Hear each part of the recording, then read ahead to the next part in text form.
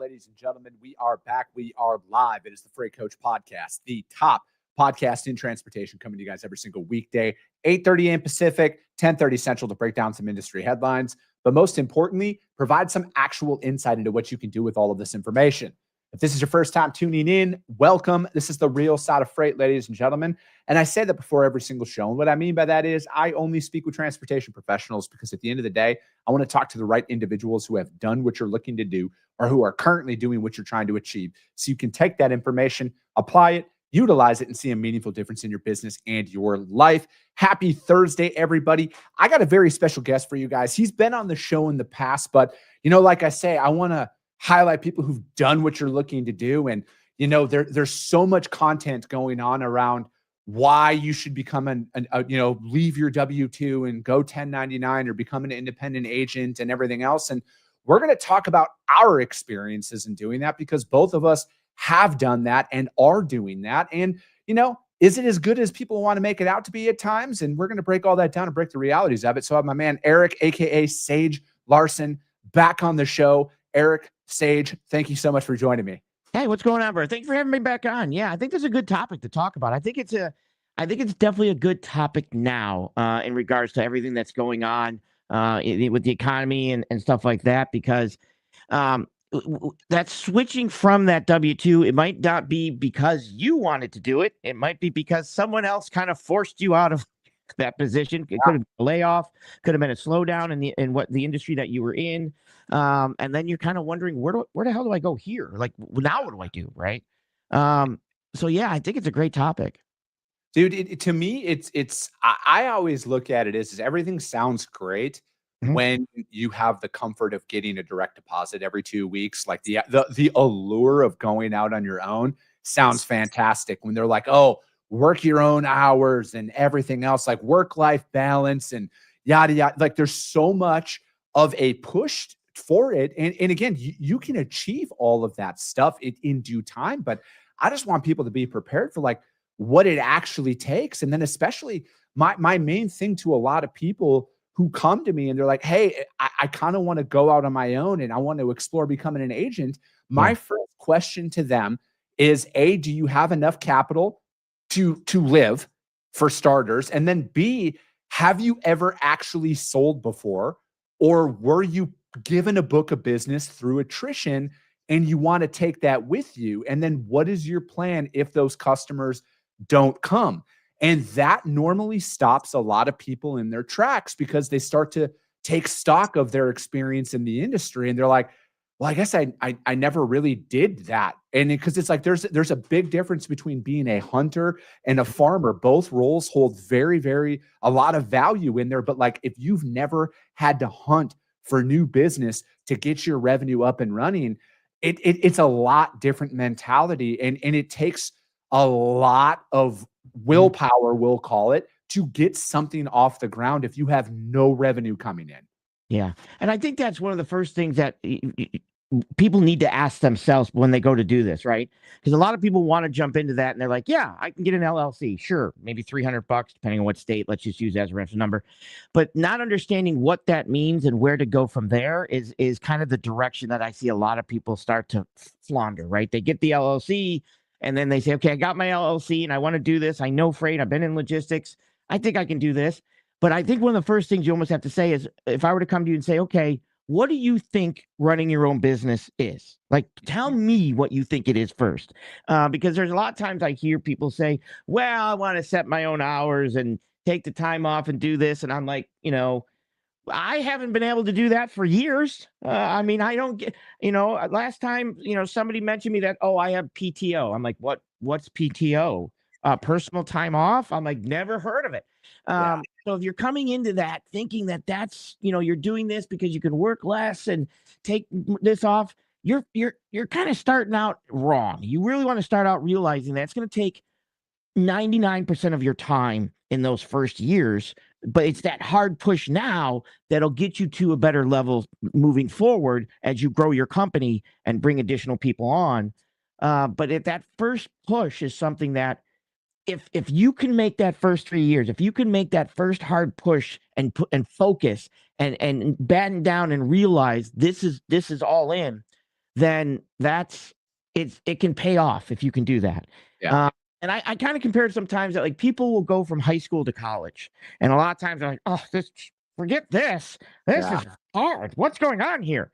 But the ones that say I'm going to focus down and use this to my advantage, not just be another person sitting in a class, then it works. And you got to have that, like you said, that survivor killer drive that basically says, I'm going to do this and I'm going to, push forward to do this. And a lot of it comes with educating yourself, which there are unlimited tools, hence this podcast alone, that you can use for those educational tools to move you forward.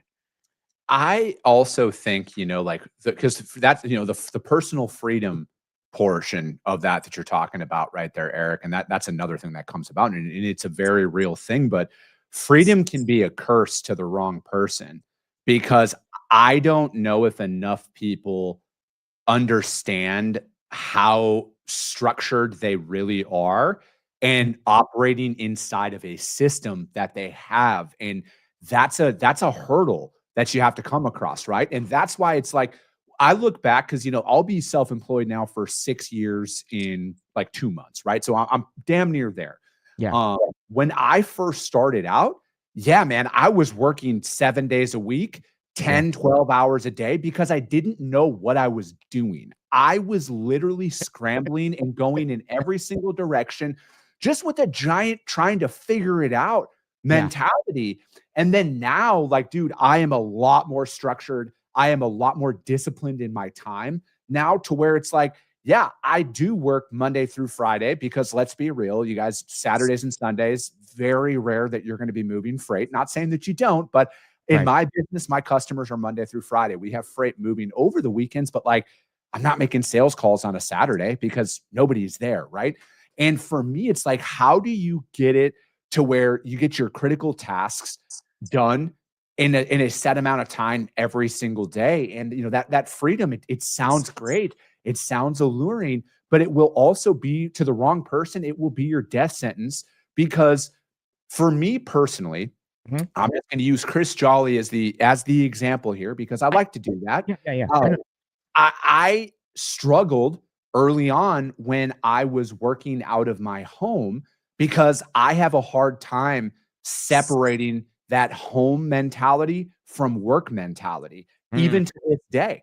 So like, I have an office. I have a completely separate area. I don't have like a home office that I operate on a full-time basis. Like, I have a small one that I do for like nights and weekend stuff if I'm doing updates, but like, mine Monday through Friday, I go to my own office because I need to be able to turn it on and turn it off. Yeah. Because it's like, when I'm at the office, man, that's when like that kill or be killed mentality comes out.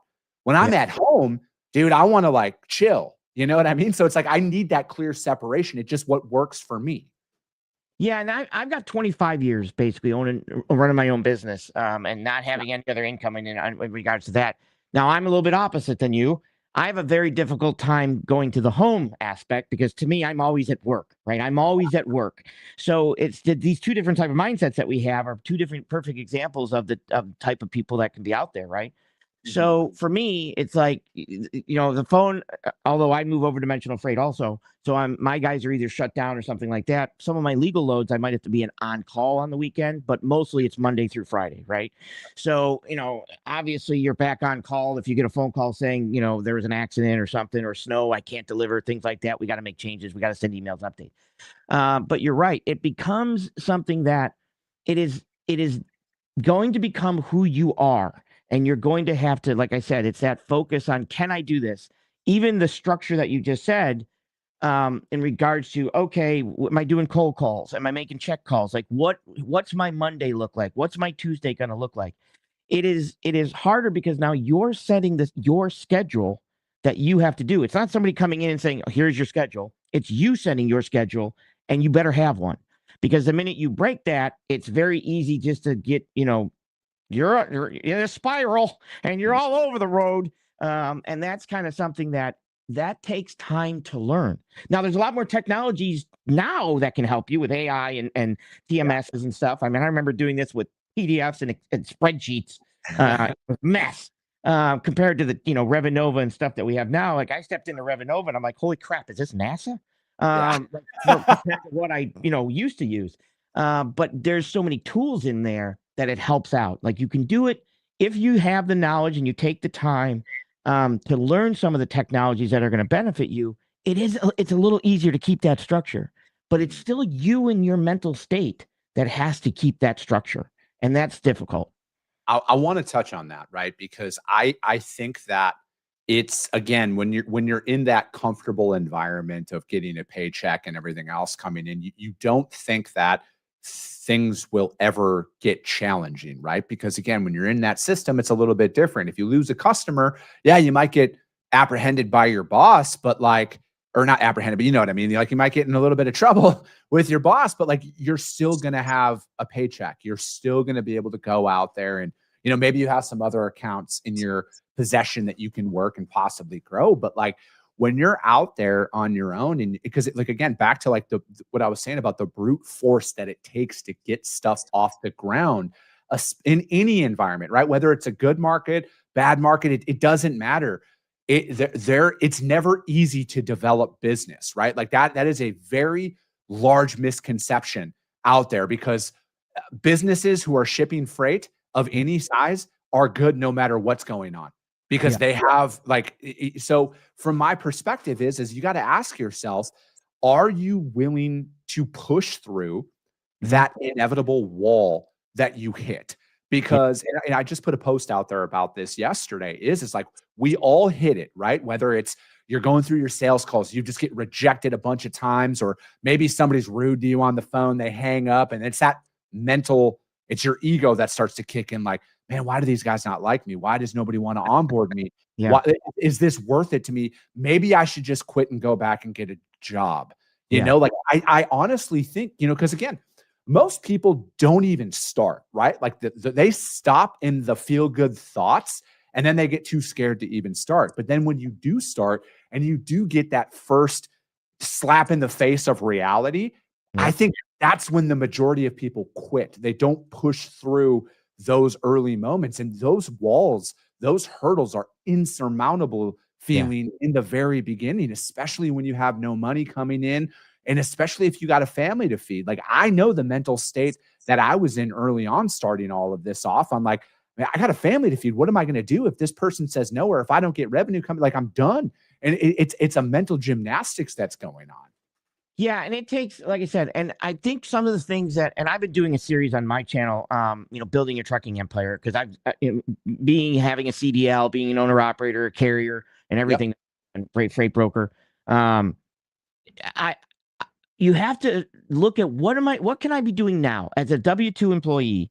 What can I be doing now to get myself better prepared, for going out on my own? Is it learning software? Is it taking maybe a little bit of a business course? Like, what can I be doing now to basically do that? And if you can start to take the steps and you're like, yeah, I'm going to start to take my steps, that's the first steps to take to see if you could actually go on your own. If you're willing to take the time to take a Saturday and take a economics 101, supply and demand, things like that, outside of that, okay, yeah, I took that.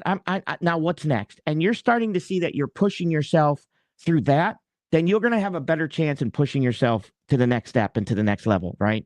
And so I always recommend people, hey, if you're wanting to do this, start preparing yourself now. Either, learn a software, learn something that's going to benefit you, learn how to budget your money, figure out something that's going to benefit you when you do open your business and your LLC, that you've kind of pushed yourself to do that already. And I mean, knowledge is monstrous. Like if you want to come in to be an agent in 2026, you have got to start to learn tech, the IT portion of it, the tech, the TMS systems and things like that. And you've got to have knowledge of the industry outside of just, the windshield view. You want that top down view, like not only what's happening in logistics, but what's kind of happening at the ports a little bit, what's kind of happening at the rail a little bit, what's kind of happening with these court cases that are happening, at the Supreme Court, and like kind of start to actually dive into logistics. Because, if you're even just a truck driver and you're looking, I want to get out of this and I want to do that, you have a windshield view. And that windshield view is the trucking view, but it's not the logistical view. And it's these steps that are going to make it easier to transition from the W-2 to the 1099 position. Because you're right. What happens, I mean, it's very difficult. It's very easy to screw up and say, well, I still get my paycheck every week, compared to screw up and say, well, I just lost the only customer that I had income on, and it could take me 6 months before I win another one.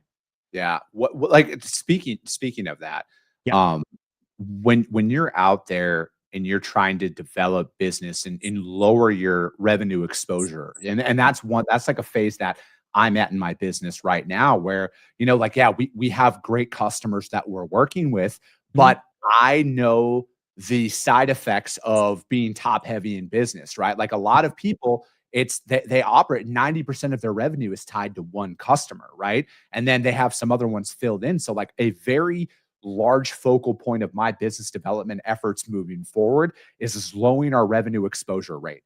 I would love to have my top 10 or my 10 customers that account for 100% of my revenue be Mhm. as close to 10% as possible, because our Interesting. in the event something happens, right? Like again, I don't operate with a unicorn, sunshine, and gumdrops viewpoint on the world. Like I live in reality and I understand shit happens sometimes in our control and outside of our control, and changes are made.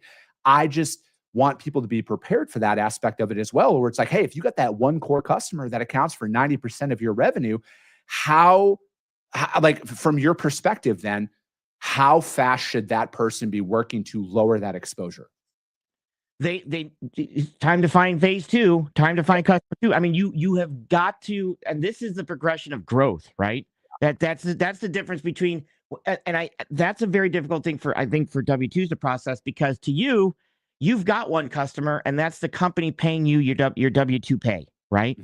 So, but in the world of growth, and in the world of you're growing your own company, that one customer paying it is not going to be enough.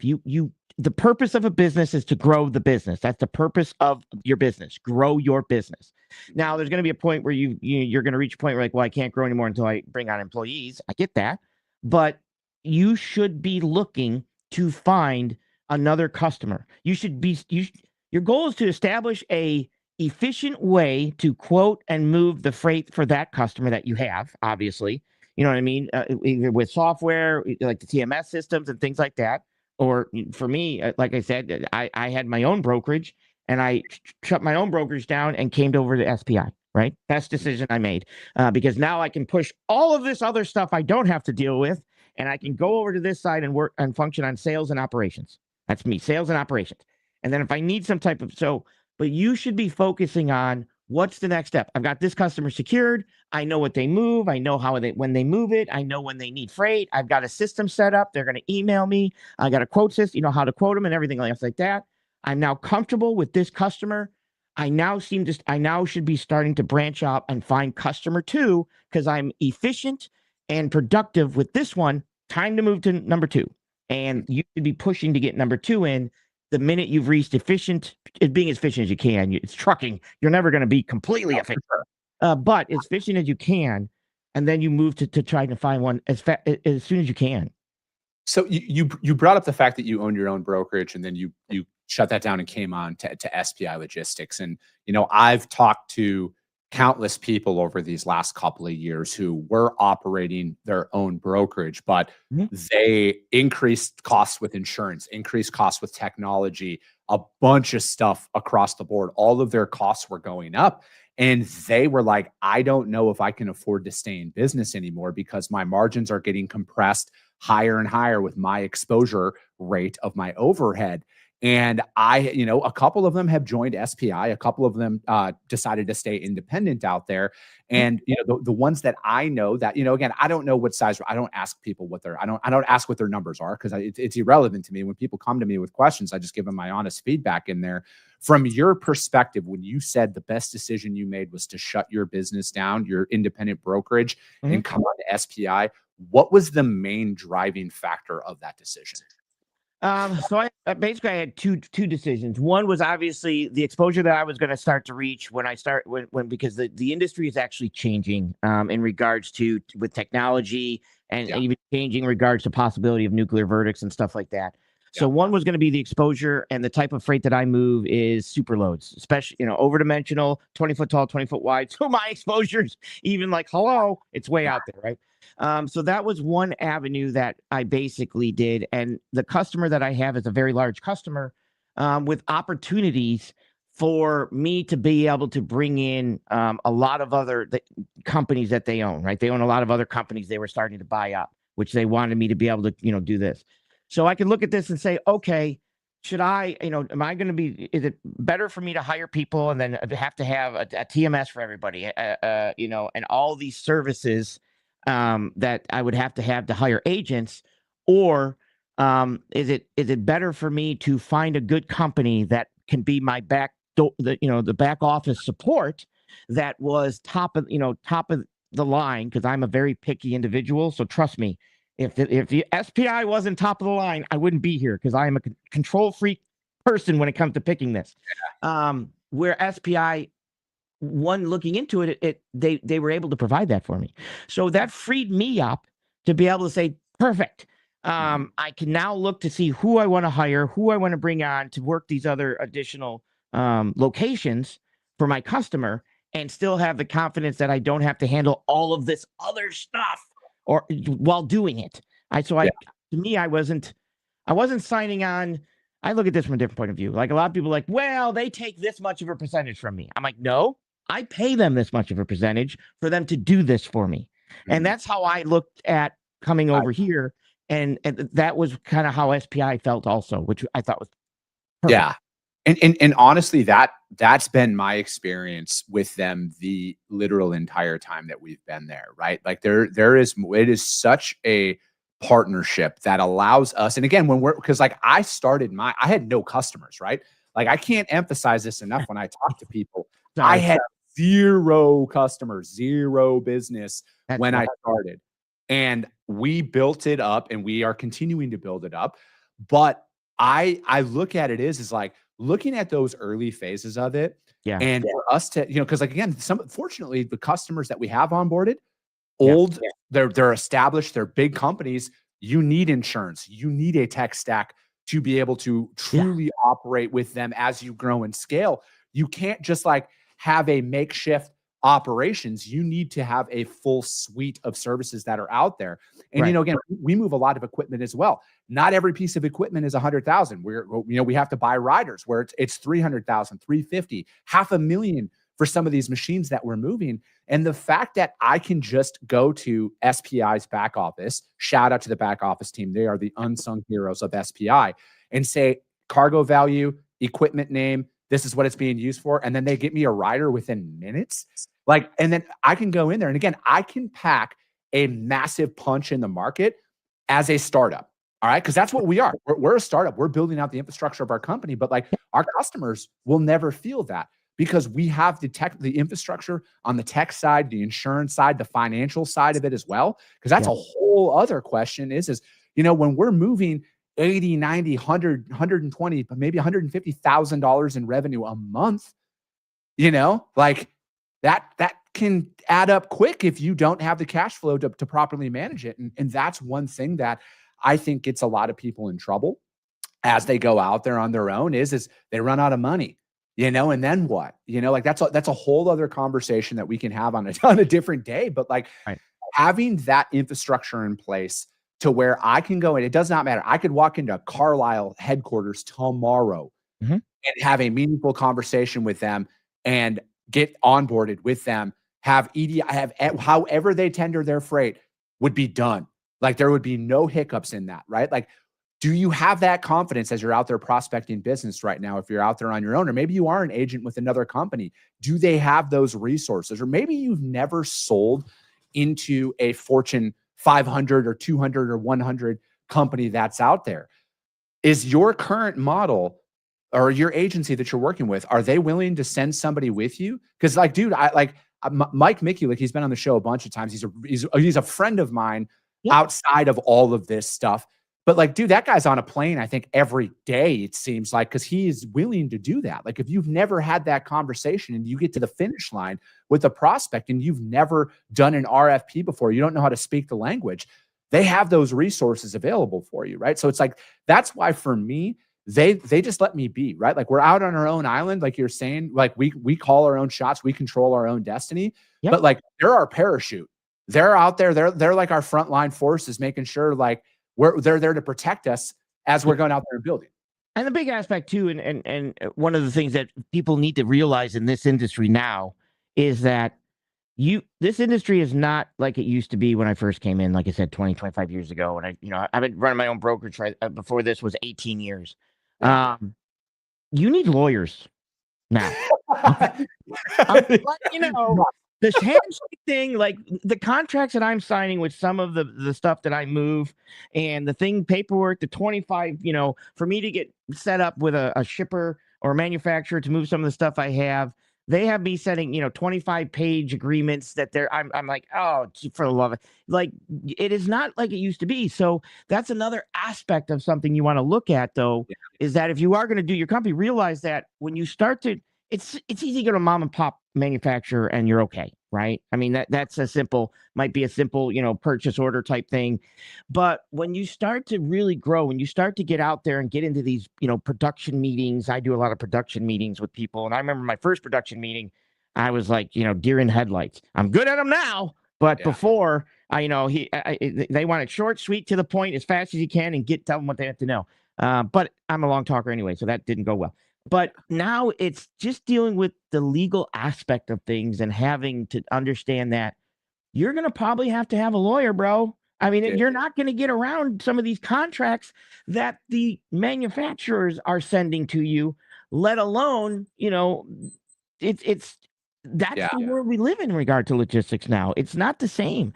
And that's another aspect that, again, if jumping from the W-2 to 1099, if you do it right, is it worth it? Hell yeah, it's worth it. Hell yeah. If you have the drive, it's worth it. Do it wrong, and it might not look so worth it. But that's the homework. You have to do the research and the homework. No, I agree, man. And that's, I'm glad you brought all that up. And, every single time I say this, everybody's always like, oh, that's all you pay your attorney. It's like, because there's always a fucking one up with all of this stuff. But it's like, man, I legitimately, I have an attorney for the media stuff, for my media company out there. And it's probably on average of $5,000 a year just for contract reviews and everything, just to ensure that everything's done. And, again, it's like, that's a whole other thing. Like having the right attorney. I say this on the show often, having the right attorney and CPA is the best two decisions you can make if you're going to be out there operating on your own. But, you're right. I want to end it on a high note here, man. If for the right individual, there is nothing better to do than to go out on your own. And I never want anybody to mistake what I say as me trying to be a deterrent for people going out there. I just feel like I have a responsibility in the content that I produce and the information I put out there to tell the reality of what people should be faced with. And if you hear everything that I talk about on this show and you say, hell yeah, I'm in, go do it. I will be your number one fan for you to do that. But like, I just want people to be prepared for what they're about to embark upon. 100%. And that's the important part, because we could tiptoe around it or smoothie around it all day long, but I'd rather somebody be blunt and honest with me, so I know what to expect, so I can fight that battle than lie to me and schmooze me into something and get myself in trouble. Dude, 100%, man. This flew by. I'll have you back on in the future, man. I feel like we could go for hours every time you're on the show, man. How does anybody reach out to you, though, right? Like, how do they find your show? You got a podcast out there. How do people if you go to YouTube and you go to Sage Outcast X on YouTube, that's my channel. I do Tuesdays and Fridays, I do logistical stuff. And on Wednesdays, I do current events or a little bit of, what's going on, stuff like that. That show usually gets kind of wild. But yeah, Sage Outcast X on YouTube is the best way to find me. Perfect. Hit him up, you guys. Erik's got good stuff out there. I always enjoy having him on the show. As you can tell, he's high energy. He is very passionate about it, and he will tell you his truth, right? And that's what's most important when you're out there trying to find content. But that's going to be it for today, ladies and gentlemen. As always, if you got value in what you heard and you're not subscribed, subscribe to the show, you guys. And if you're feeling ambitious, rank it on iTunes and Spotify, because if you see value, your network's going to see it as well. I appreciate you guys. I love you guys, and we'll be talking to you soon.